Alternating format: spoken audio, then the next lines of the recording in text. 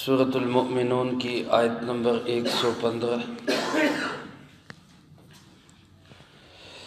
الحمد للہ وکفی وسلام علی عبادہ الذین اصطفی، خصوصاً علی سید الرسل وخاتم الانبیاء وعلی آلہ واصحابہ الاتقیاء۔ اما بعد فاعوذ باللہ من الشیطان الرجیم، بسم اللہ الرحمن الرحیم۔ افحسبتم انما خلقناکم عبثا وانکم الینا لا ترجعون، فتعالى الله الملك الحق لا اله الا هو رب العرش الكريم۔ ومن يدع مع الله إلها آخر لا برهان له به فإنما حسابه عند ربه إنه لا يفلح الكافرون۔ وقل رب اغفر وارحم وأنت خير الراحمين۔ افحسبتم انما خلقناکم عبثا، کیا تمہارا خیال یہ ہے کہ ہم نے تمہیں فضول پیدا کیا ہے؟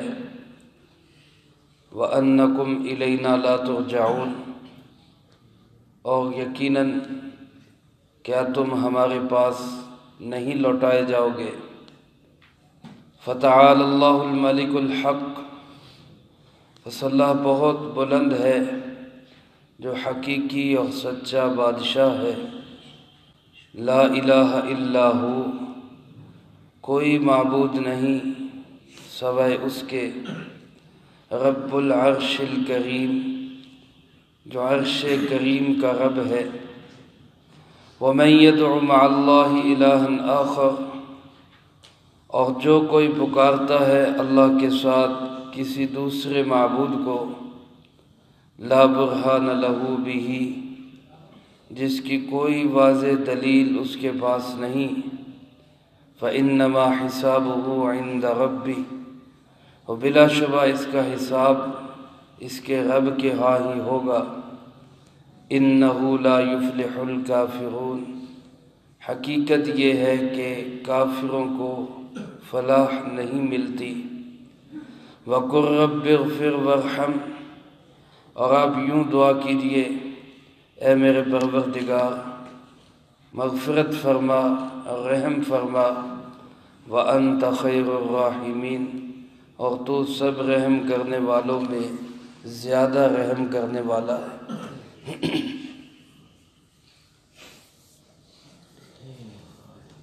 سورۃ المؤمنون کی آخری آیات ہیں۔ اس سورۃ مبارکہ کا آغاز ہوا تو اللہ رب العزت نے یہ بات واضح فرمائی کہ قد افلح المؤمنون، کامیاب ہوئے، فلاح پا گئے ایمان والے۔ واضح کیا تھا کہ فلاح کا معنی یہ ہے کہ کوئی دکھ تکلیف پریشانی نہ ہو اور ہمہ قسم کی راحتیں خوشیاں حاصل ہوں، اس کو فلاح کہا جاتا ہے۔ اور یقیناً یہ جنت میں ہی ہو سکتا ہے، جہاں کوئی دکھ نہیں، کوئی غم نہیں، کوئی حزن نہیں، کوئی ملال نہیں، اور کسی قسم کی کوئی فکر اور پریشانی نہیں، اور ساری نعمتیں، ساری خوشیاں، ساری راحتیں وہاں پہ حاصل ہوں گی۔ تو یہ فلاح یہ ایمان والوں کے لیے ہے۔ اور اسی سورۃ مبارکہ کے آخر میں یہ بات ارشاد فرمائی گئی، انہ لا یفلح الکافرون، کافروں کو کبھی فلاح نہیں مل سکتی، وہ ہمیشہ ہمیشہ کے لیے جہنم میں رہیں گے، کبھی بھی ان کو یہ فلاح والی زندگی نصیب نہیں ہو سکتی۔ اللہ مجھے آپ کو سب کو حقیقی ایمان نصیب فرمائے، کفر سے محفوظ رکھے۔ اللہ پاک ہمیں جھنجھوڑتے ہوئے ارشاد فرماتے، افحسبتم انما خلقناکم عبثا، تمہارا کیا خیال ہے کہ ہم نے تمہیں بیکار پیدا کیا، عبث اور فضول پیدا کیا؟ عبث اس چیز کو کہتے ہیں جس کا کوئی مقصد نہ ہو، بغیر مقصد کے، نہ اس کا کوئی فائدہ نہ اس کا کوئی نقصان، اس کو ایسے ہی بنا دیا، اس کو عبث کہا جاتا ہے۔ اس کی مثال آج کل کی جتنی فضولیات ہیں، تصویر سازی ہے، یا اسی طرح اور دیگر پروگرام اور کام ہیں جن کا دین و دنیا کا کوئی نفع نہیں۔ اللہ پاک فرماتے کہ کیا میں نے یہ کوئی ایسے کھیل تماشا بنایا ہے؟ فضول ہے، اس کا کوئی مقصد نہیں۔ اور اگر یہ سب کچھ اس لیے ہے تو پھر اس میں واپسی کس چیز کی؟ اللہ کے ہاں پہنچ کے کیا کرنا ہے؟ اس کا تقاضا تو یہ ہے کہ پھر ہماری واپسی نہیں ہوگی۔ انکم الینا لا ترجعون، تمہارا خیال یہ ہے کہ تم ہمارے پاس واپس نہیں آؤ گے۔ تم کیا سمجھتے ہو بس ہو گیا جو ہونا تھا؟ تو دنیا کے اندر ایک کافر کی سوچ تو یہ ہو سکتی ہے کہ بس آ گئے اور کھاؤ پیو اور موجیں اڑاؤ اور ختم، بس یہی زندگی ہے۔ لیکن ایک مسلمان جس کو یہ پتہ ہے کہ میں نے رب کے پاس جانا ہے اور میں نے مر کے اللہ کے سامنے کھڑے ہونا ہے، وہ کیسے یہ سوچ سکتا ہے کہ میں بس ایسے کھیل تماشے کے لیے دنیا میں آیا اور میری زندگی کا کوئی مقصد نہیں؟ اور میرے محترم دوستو، اگر کھانا پینا کمانا بچے پالنا اور بچے بنانا اور یہی ہماری زندگی کا کام ہے تو یہ تو جانور بھی کرتے ہیں۔ اس میں پھر انسان کا اور جانور کا کیا فرق ہے؟ جو سارے جانور بھی اپنے بچوں کو پالتے ہیں، اپنی زندگی گزارتے ہیں، ختم ہو جاتے ہیں، تو ایک انسان میں اور ایک جانور میں تو فرق ہونا چاہیے۔ اور انسان کی زندگی با مقصد زندگی ہونی چاہیے، اور وہ مقصد کیا ہے؟ وہ بھی اللہ رب العالمین نے خود ارشاد فرما دیا کہ وَمَا خَلَقْتُ الْجِنَّ وَالْإِنسَ إِلَّا لِيَعْبُدُونَ، ہم نے جنوں اور انسانوں کو پیدا اس لیے کیا کہ یہ ہماری عبادت کریں، یہ ہمیں پہچانے۔ صاحب جلالین نے یعبدون کا ترجمہ یعرفون سے کیا ہے کہ انسان رب کی پہچان کو حاصل کرے۔ انسان اللہ کی زمین پہ اللہ کا خلیفہ ہے، اور خلیفہ کا کام کیا ہوتا ہے کہ وہ اصل کے احکامات کو زمین پہ چلائے۔ اللہ پاک نے انسان کو اس مقصد کے لیے دنیا میں بھیجا کہ یہ زمین کو میرے احکامات کے مطابق، میرے دیے ہوئے نظام کے مطابق اس زمین کے اوپر محنت کرے اور اس زمین کو اللہ کے خلافت والی زمین بنائے۔ اس مقصد کے لیے انسان کو پیدا کیا گیا۔ اور فرمایا اگر تم یہ سمجھتے ہو یہ سب فضول ہے، بیکار ہے، ایک ڈرامہ بازی ہے، ایک تمثیل ہے، ایک پردہ سکرین ہے، بس آج کچھ لوگ ناچ رہے ہیں، اگلے لمحے میں کچھ اور ہوں گے، آئے اور گئے اور آئے اور گئے، یہ بس یہی کچھ ہے، تو فتعال اللہ الملک الحق، اللہ ایسے فضول کاموں سے بہت بلند ہے، اس کو ایسے فضول کام کرنے کی ضرورت نہیں۔ تو اس نے تو ایک مقصد کے لیے تمہیں بنایا، اور وہ حقیقی اور سچا بادشاہ ہے۔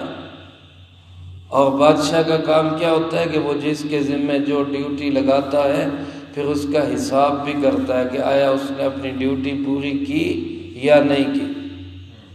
تو دنیا کے اندر جتنی بادشاہتیں ہیں وہ سب عارضی ہیں۔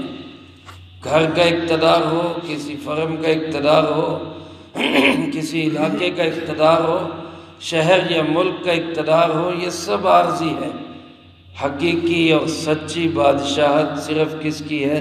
اللہ رب العالمین۔ اور فرمایا بادشاہ بھی وہی ہے، لا الہ الا ہو، اور معبود بھی وہی ہے، اس کے سوا کوئی عبادت کے لائق نہیں۔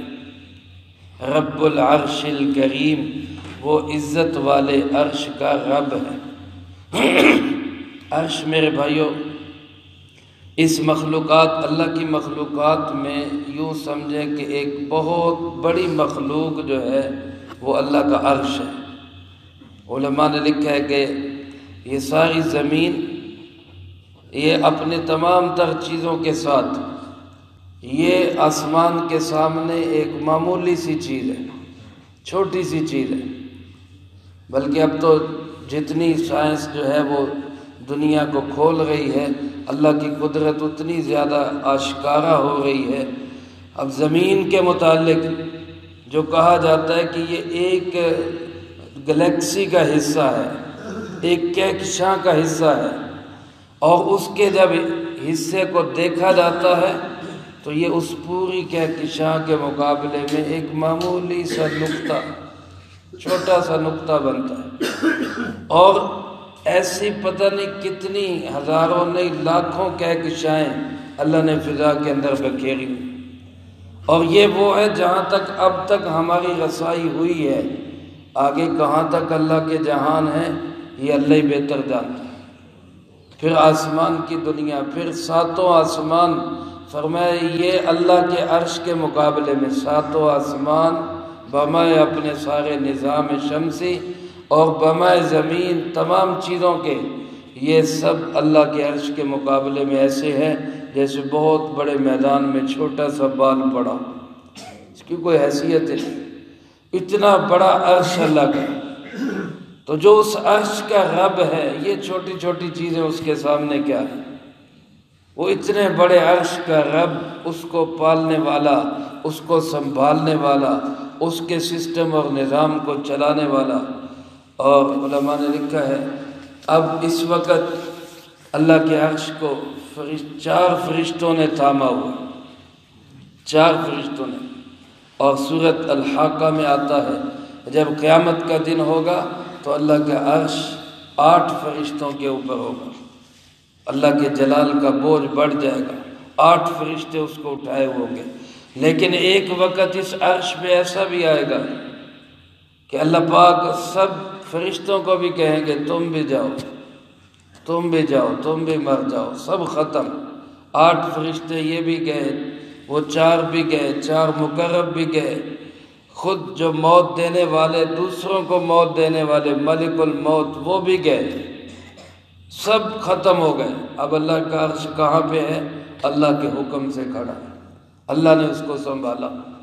رب العرش الکریم، وہ عرش کریم کا رب ہے، اور اس وقت اللہ پاک ندا لگائیں گے لمن الملک اليوم، بتاؤ آج کس کی بادشاہت ہے، بتاؤ آج کون بادشاہ ہے ہی کوئی نہیں، ہوگا ہی کوئی نہیں۔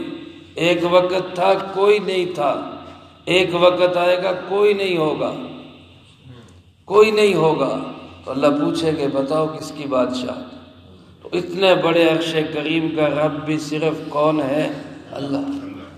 فرمایا وَمَن يَدْعُ مَعَ اللَّهِ إِلَٰهًا آخَرَ، دنیا میں جب بھی کوئی بھی اللہ کے ساتھ کسی کو بھی پکارے گا، کسی کو بھی اللہ کے ساتھی اور شریک قرار دینے کی کوشش کرے گا، اللہ فرماتے لا برہان لہ بہ، اس کے پاس اس کی کوئی دلیل نہیں ہوگی۔ برہان کہتے ہیں کسی واضح ٹھوک والی دلیل کو، دو ٹوک دلیل ہو، ایسی کوئی 2 ٹوک اور واضح دلیل کبھی بھی کسی کے پاس نہیں ہوگی کہ میں اس کو اللہ کا ساجی کیوں بنا رہا ہوں۔ بڑے سے بڑے مشرک سے آپ پوچھیں، کسی عیسائی سے پوچھیں حضرت عیسیٰ علیہ السلام کو اللہ کا شریک کیوں بنا رہے، کسی یہودی سے پوچھیں عزیر کو اللہ کا بیٹا کیوں قرار دے رہے، کسی بت پرست یا کسی بھی چیز کو اللہ کا ساجی اور شریک بنانے والے سے سوال کریں دلیل کیا ہے، تو وہ آئیں بائیں شائیں تو کرے گا، دلیل کوئی نہیں دے سکے۔ تو حقیقت یہ ہے کہ اللہ کے ساتھ کوئی نہیں، اللہ اکیلا ہے، وحدہ لا شریک ہے، کوئی بھی اس کا ساجی اور شریک نہیں۔ اور یہاں لفظ فرمایا یدعو، یدعو کا معنی ہوتا ہے پکارنا، ندا دینا، اپنی حاجات میں جس کی طرف متوجہ ہوتا ہے انسان، تو جس کی طرف حاجات میں متوجہ ہونا چاہیے وہ کون ہے؟ وہ اللہ رب العالمین۔ حاجتیں آتی بھی اللہ کی طرف سے ہے، اور حاجتوں کو پورا کرنے والا بھی کون ہے؟ صرف۔ میرے محترم دوستو، یہی توحید ہے۔ اور یہی توحید اللہ کو سب سے زیادہ جو عمل محبوب اور پسند ہے وہ یہی توحید ہے۔ اللہ ہم سب کو اس کا یقین نصیب فرمائے۔ سارے انبیاء علیہ السلام کی دعوت بھی یہی، تمام صحابہ کی دعوت بھی یہی، تمام اولیاء اللہ بزرگان دین کی دعوت بھی یہی۔ آج تک امت کے جتنے علماء، مشائخ، اولیاء اللہ، بزرگان دین جتنے بھی گزرے ہیں، سب کی دعوت یہی ہوتی تھی کہ اللہ کو ایک مانو، کسی کو اس کا ساجی اور شریک نہ ٹھہراؤ، کوئی بھی اللہ کا ساجی اور شریک نہیں۔ اور یہ توحید والا کلمہ ایسا کلمہ ہے کہ جو دنیا سے اس کو لے کر جاتا ہے وہ کامیاب ہی کامیاب، وہ فلاح کو ضرور پائے گا۔ بے شک گناہ گار ہو، پرلے درجے کا گناہ گار ہو، پھر بھی وہ فلاح کو ضرور پہنچے گا جس کے دل کے اندر توحید ہے۔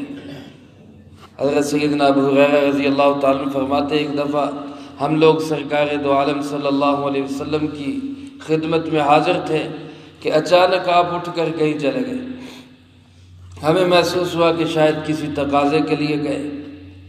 کچھ دیر ہم نے انتظار کیا تو مدینہ منورہ کا ماحول تھا، خوف کا عالم تھا، ہر وقت یہ دڑکا لگا رہتا تھا کوئی دشمن حملہ آور نہ ہو جائے۔ یہودی بھی تھے، کفار کا بھی ڈر اور خوف رہتا تھا، تو ایک خوف کا عالم تھا۔ تو ہمیں خیال ہوا رسول اللہ صلی اللہ علیہ وسلم کو دیر ہو گئی، کہیں کوئی نقصان نہ ہو گیا، تو ہم تلاش کرنے کے لیے نکلے۔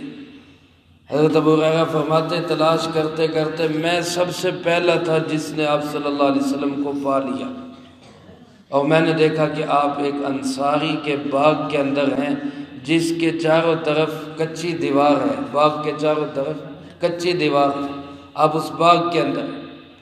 فرماتے میں نے چکر لگا کے دیکھا، مجھے اس کا راستہ نہیں ملا، تو پھر میں نے دیکھا کہ ایک کالا پانی کا کالا ہے جو اندر جا رہا ہے۔ وہاں سے حضرت ابو ہریرہ فرماتے میں لومڑی کی طرح سکڑ کے وہاں سے اندر داخل ہو گیا۔ اندر رسول اللہ صلی اللہ علیہ وسلم تشریف فرماتے، آپ نے میری آہٹ محسوس کرتے ہی پوچھا ابو ہریرہ؟ میں نے کہا جی ابو ہریرہ حاضر ہوا۔ آپ نے تاخیر کر دی، ہمیں اندیشہ ہوا کوئی نقصان نہ ہو گیا۔ آپ نے فرمایا نہیں ایسی کوئی بات نہیں، اور اب تم جاؤ دیوار کے پیچھے جو شخص بھی تمہیں کلمہ پڑھتا ہوا ملے اس کو جنت کی بشارت دے دو، اور یہ نشانی کے طور پہ میرا جوتا ساتھ لے جاؤ۔ آپ نے جوتا مبارک عطا کیا جو نشانی تھی کہ یہ پیغام واقعی رسول اللہ صلی اللہ علیہ وسلم نے دیا۔ جو کلمہ گو ملے، جو توحید کا قائل ملے، اس کو جا کے کہو کہ تمہیں جنت ضرور ملے گی۔ ابو ہریرہ رضی اللہ تعالیٰ عنہ کے دوارے نیارے ہو کے اتنی بڑی خوشخبری ملی، اور پھر ان کو مجدہ دے دیا کہ آپ جا کے سنائیں، تو خوشی خوشی بھاگے۔ اللہ کی شان آگے سب سے پہلے جس سے ٹاکرا ہوا وہ مزاج شناس نبوت حضرت سیدنا عمر فاروق رضی اللہ تعالیٰ عنہ، جو نبوت کا مزاج سمجھنے والے تھے، رسول اللہ صلی اللہ علیہ وسلم کی طبیعت کو سمجھنے والے تھے۔ تو جیسے ہی ان سے ٹاکرا ہوا انہوں نے کہا ابو ہریرہ یہ کیا جوتا اور کیا بھاگے جا رہے؟ کہ اللہ کے محبوب نے یہ پیغام دے کر بھیجا ہے کہ اس دیوار کے باہر جو بھی توحید اور ختم نبوت کا قائل ملے، کلمہ طیبہ پہ ایمان رکھنے والا ملے، اس کو جنت کی بشارت دے دو۔ تو حضرت عمر نے زور سے میرے سینے پہ ہاتھ مارا کہ میں پشت کے بل زمین پہ گر گیا، اور پھر مجھے رسول اللہ صلی اللہ علیہ وسلم کے پاس لے آئے، اور آپ سے آگے عرض کرنے لگے اللہ کے محبوب آپ نے پیغام دیا، بجا ہے، حق ہے، کوئی شک نہیں، لیکن اتنا خوبصورت پیغام لوگ عمل کب کریں گے؟ وہ تو کہیں گے بس ہو گئی جنت، چھوڑو اعمال کیا کرنا۔ اس لیے ٹھیک ہے، خوشخبری ہے، بشارت ہے، لیکن لوگوں کو نیک اعمال بھی کرنے دیں۔ تو میرے بھائیو یہ توحید کی بنیاد پر، اس لیے عزم بھی کریں، دل میں نیت اور ارادہ بھی رکھیں، اور اس کو حاصل بھی کریں، اور اللہ سے دعا بھی کریں اللہ ہمیں توحید پہ موت نصیب فرمائے۔ اللہ پاک ارشاد فرماتے قیامت تک ایسے کسی شخص کے پاس دلیل نہیں ہوگی اور فرمایا یہ جو کر رہے ہیں توحید کے خلاف شرکیہ اعمال، فرمایا ان کا حساب اللہ کے پاس ہے، حسابہ عند ربی۔ اور اسی حقیقت کو اللہ پاک نے واضح کیا کہ انہ لا یفلح الکافرون، سچ اور حقیقت یہ ہے، دو ٹوک اور بغیر شک شبے کے بات یہ ہے کہ کافر کو کبھی فلاح نہیں مل سکتی۔ یہ بعض اوقات ہم لوگ کسی کافر کے اندر کوئی اچھے اعمال دیکھتے ہیں تو اس کو مسلمان پہ ترجیح دینے لگ جاتے ہیں۔ یاد رکھے مسلمان جتنا بھی گناہ گار ہو ساری دنیا کے کافروں سے افضل، ساری دنیا کے کافروں سے افضل۔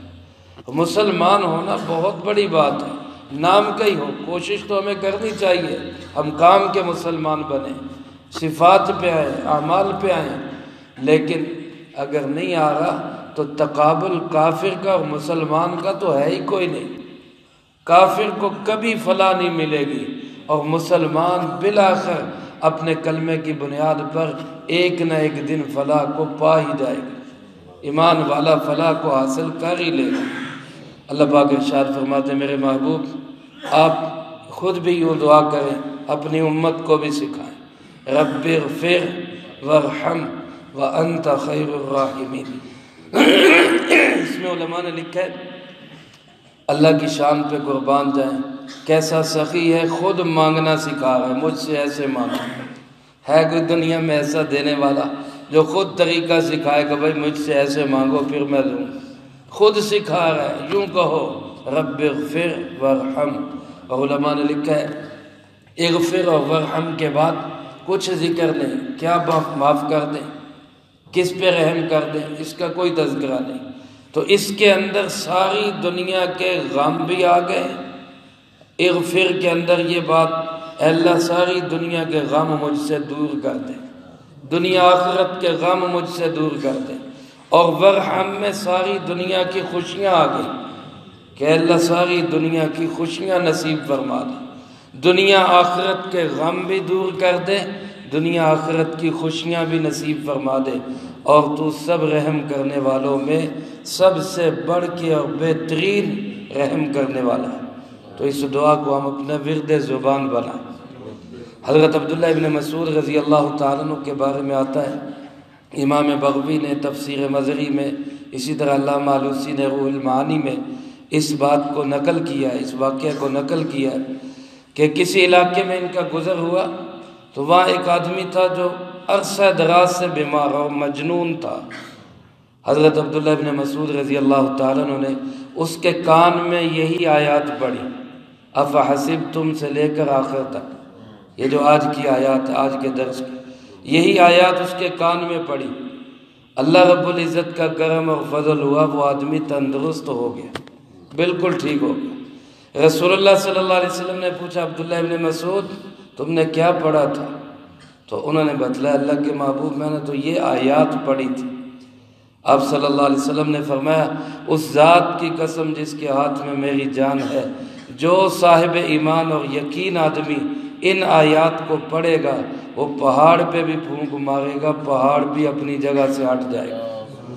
اتنا طاقتور، اتنی قوت اور پاور ہے ان آیات کے اندر۔ آج بعض لوگ کہتے ہیں فلاں پہ کالا کیا ہے اور کالے کا توڑ کالے میں ہی، اس کو پھر کالا علم کہنے لگ جاتے ہیں۔ یاد رکھیں علم کالا نہیں ہوتا، علم تو نور ہے، کالا جادو ہوتا ہے، علم نہیں ہے۔ کالا کیا ہے تو کالے کا توڑ کالے سے ہوگا، یہ غلط ہے۔ قرآن پاک سب چیزوں کا توڑ ہے۔ رسول اللہ صلی اللہ علیہ وسلم پہ انتہائی سخت قسم کا جادو کیا گیا، اس کا توڑ کس سے ہوا؟ اللہ کے قرآن سے ہوا۔ تو یہ آیات ہم خود بھی ان کو یاد کریں، اپنے مرضى پہ، بیماروں پہ ان کو پڑھیں، ان کے بڑے فوائد ہیں۔